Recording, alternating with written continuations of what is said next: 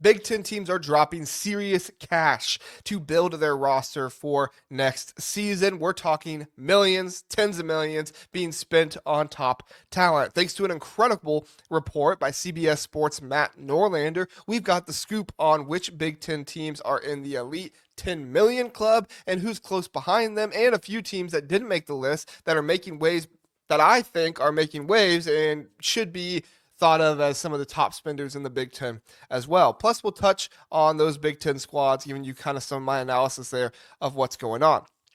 You need to know. I think Norlander.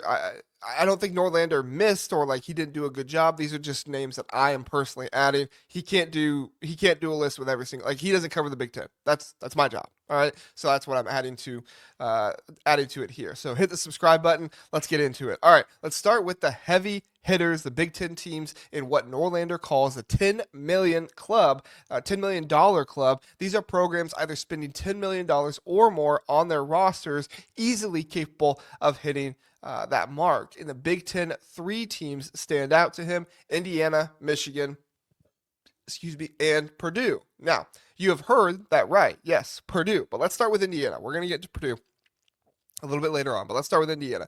No surprise here, the Hoosiers have deep-pocketed donors and a new coach, Darren DeVries.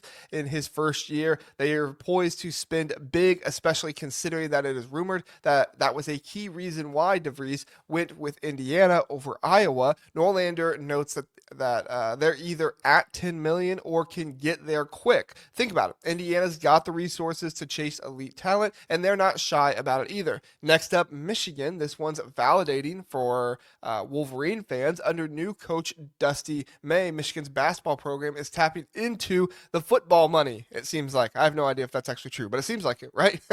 Norlander confirms they're operating at 10 million, and the sources say that they're spending more on one player in Yaxel Lindeberg than any other player they might spend on in a single summer. That's next level investment.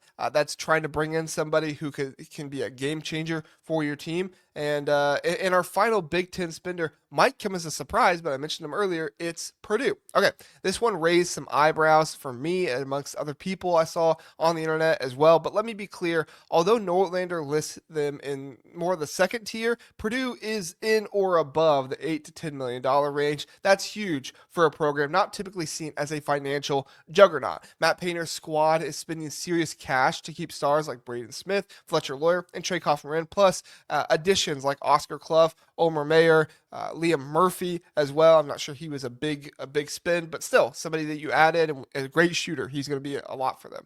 A recent tweet from Raphael Davis speculated that Purdue's top trio alone is worth $11 million, which seems high. I don't think that he's actually worth that much, but I don't know. Raphael probably knows more than I do, so maybe not. But Norlander's reporting confirms Purdue's roster is valued at around $8 million, at least to him. I would think it's probably more than that, though. That's a massive flex for Boilermakers, though. Next, there are three Big Ten whales inflating the market and grabbing top talent. But what about the rest of the conference? Norlander also highlights a second tier of teams spending at least $8 million if required, he says. In the Big Ten, we've got UCLA and USC, two programs that have joined the conference and are flexing their financial muscle. For UCLA, the Bruins are no stranger to spending, but the signing of Donovan did strike some people and send a signal that the Bruins did have more money than maybe some people thought. They're willing to pay their guys who came back, and they're shelling out a hefty price tag for Dent.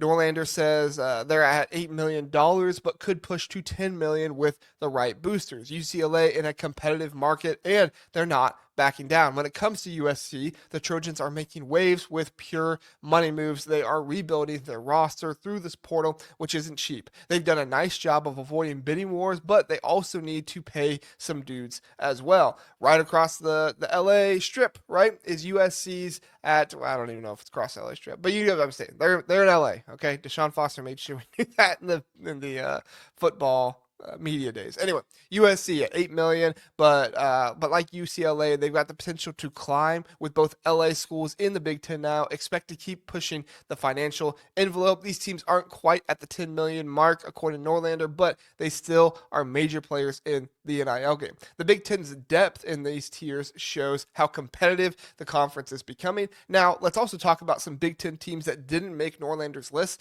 but are absolutely spending big, deserve a shout out. And those four teams are Ohio State, Illinois, Oregon, and Washington. That's right, Washington. Got to talk about them. Let's start with Ohio State, though. The Buckeyes are flying under the radar, but are close to that $10 million club, in my opinion. They spent nearly $10 million to bring in Tilly and to retain their core players in Bruce Thornton, John Mobley. Oh, I said Evan Mobley. John Mobley and Devin Royal. Sources say that they're eyeing wing player like Kennard Davis Jr. and Blake Harper, each costing around $1 million. I don't think they're going to get Davis. I don't think they're going to get Harper, but they're going to probably add somebody for around that price tag. If they land one or somebody for that price tag, though, they'll likely surpass $10 million. Ohio State's quickly building a top 5 roster in the Big Ten next year. We'll see if Jake Diebler can get them to play up to their potential. Next is Illinois. This one's puzzling because last year Illinois was reportedly on Indiana's level, spending big to land European talent and others, but Norlander's list doesn't include them at all in the top 24. What's going on? Coach Brad Underwood is using plenty of resources to land experienced portal players and an overseas prospect in Merkovich. Let's also talk about the $3 million bag for Will Riley if he returns. I have no idea if it's actually $3 million, but I would guess based on how much players make in the NBA draft, it would be about that. Illinois isn't out of the game, but their absence from the top tier list raises questions about their financial strategy or Norlander's requirement to make the list overall. Also, we have Oregon. The Ducks, new to the Big Ten, are making bold moves. They offered Dame Sarr a deal reportedly worth around $3 million, outbidding Illinois. With Phil Knight's backing, Oregon's basketball program is getting serious financial boosts. They're not in Norlander's $8 to $10 million range yet, but I think that they should be. Finally, we have Washington, who is no slouch either. The Huskies have been competitive in NIL and are quietly putting together one of the best portal classes in the country. They have the mid-major star. They have the pure scorer coming back and then solid role players who will compete for minutes. I feel pretty confident Washington has spent just under or at $8 million.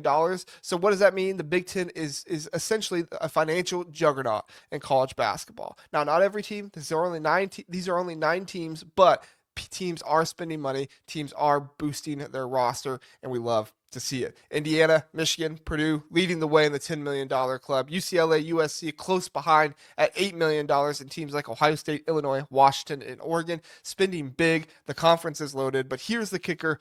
Norlander estimates that across all 360 Division I teams, over $325 million in NIL funds are committed for next season. The Big Ten's top spenders alone account for a huge chunk of that. What's wild is how this money is reshaping the sport. Players like JT Toppin at Texas Tech are pulling in $4 million deals, and mid-major role players are pulling in $1 million.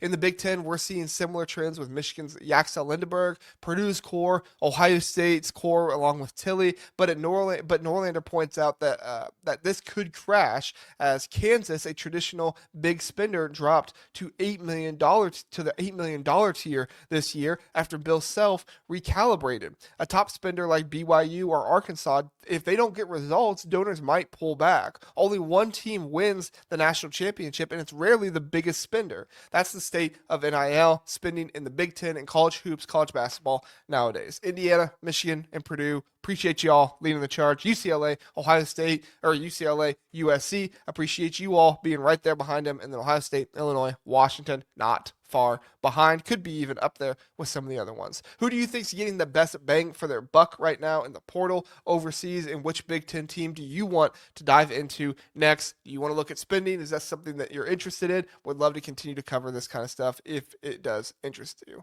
Drop it in the comments, hit that like button, subscribe for more Big Ten Hoops content, and be be sure to check out Matt Norlander's article on CBS Sports. It is the full article is linked in the description. You can go look at it there. I